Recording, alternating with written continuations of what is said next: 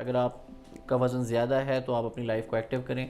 Make sure कि आप at least AHA American heart association की रिकमेंडेशन ये है कि 40 to 50 minutes of moderate intensity exercise at least 5 days a week, महीने हफ्ते में 5 दिन एटलीस्ट आपने 40 मिनट की एक्सर्शन ज़रूर करनी है, जिसमें आपका हार्ट रेट जो है वो 150-160 को टच करना चाहिए। ये रिकमेंडेशन है।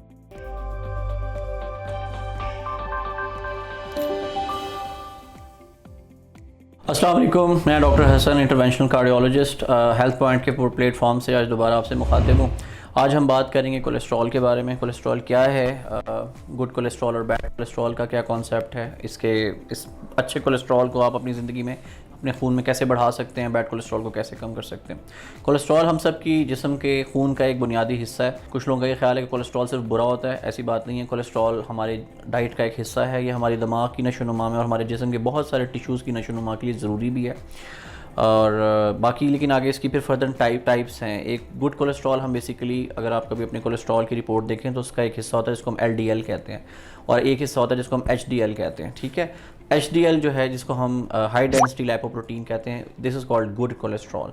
इस HDL को हम गुड कोलेस्ट्रॉल इसलिए कहते हैं कि इसका HDL का काम हमारे जिस्म के मुख्तलिफ हिस्सों में जो चर्बी जमा हो गई है उसको वहाँ से निकाल के और हमारे वापस जिगर के अंदर लेके आना, ताकि उसको जिस्म से खारिज किया जा सके। On the other hand there is called something called LDL, low density lipoprotein. LDL को हम बैड कोलेस्ट्रॉल कहते हैं। अगर आप अक्सर अपने कार्डियोलॉजिस्ट के पास जाएँ तो वो आपसे कहेगा कि जी अपने LDL को कंट्रोल करें, बिकॉज LDL वो कोलेस्ट्रॉल है जो कि आपके जिगर में से चर्बी को लेके आपके जिस्म के मुख्तलिफ हिस्सों में जाके उसको वहाँ पर डिपॉजिट कर देते हैं, और यही वजह बनता है आपकी खून की शरियानों के अंदर ब्लॉकेज बनने का, चाहे वो दिल की शरियानें हों, चाहे वो दिमाग की शरियानें हों, चाहे वो आपकी टांगों की बाजुओं की शरियानें हों।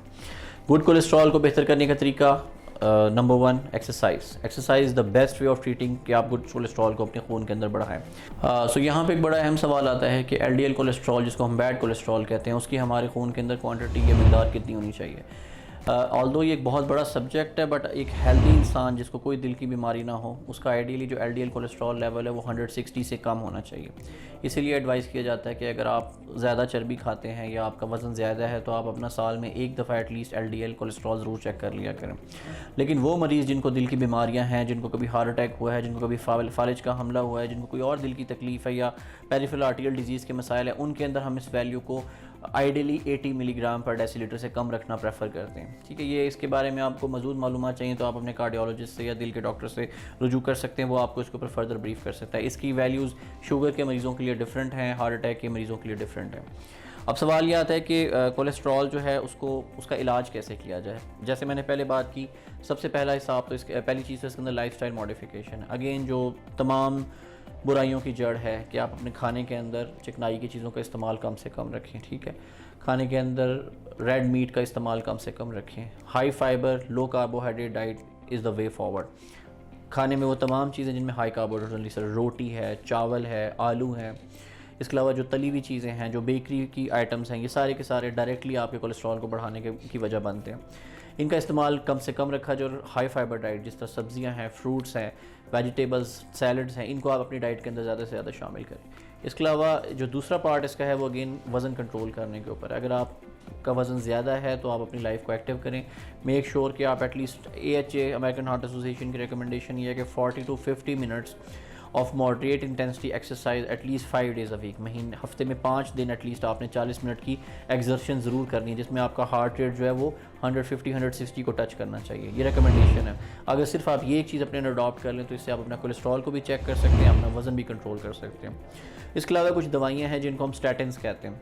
अगर आपकी उम्र 40 साल से ज़्यादा है और आपका कोलेस्ट्रॉल लेवल 160 से ज़्यादा है तो उसके लिए आपको आपका कार्डियोलॉजिस्ट पहले ये एडवाइस करेगा कि आप कुछ एहतियातें करें अपनी ज़िंदगी में, और अगर उस तरीके से आप लाइफस्टाइल मॉडिफाई करने से आप अपना कोलेस्ट्रॉल लेवल, LDL लेवल नीचे नहीं ला सकते तो सेकंड स्टेज के ऊपर फिर आपको वो डिफरेंट दवाइयाँ तजवीज़ करेंगे जिनको हम स्टैटिन्स कहते हैं। स्टैटिन्स के बारे में सोसाइटी में अनफॉर्चुनेटली एक मिसकंसेप्शन ये है कि शायद स्टैटिन्स आपके दिमाग के लिए नुकसानदेह हैं ये, और इस पर बड़ा लिटरेचर मौजूद है इंटरनेट पे, आपको बहुत से ऐसे लोग इसको आर्ग्यू करते मिलेंगे। अनफॉर्चुनेटली इस चीज़ का साइंटिफिक एविडेंस से कोई ताल्लुक नहीं। साइंटिफिक एविडेंस डायरेक्टली फेवर करती है स्टैटिन्स के इस्तेमाल का उन मरीज़ों में जो 40 साल से जिनकी उम्र ज़्यादा है और जिनके कोलेस्ट्रॉल LDL लेवल 160 से ज़्यादा हाई है।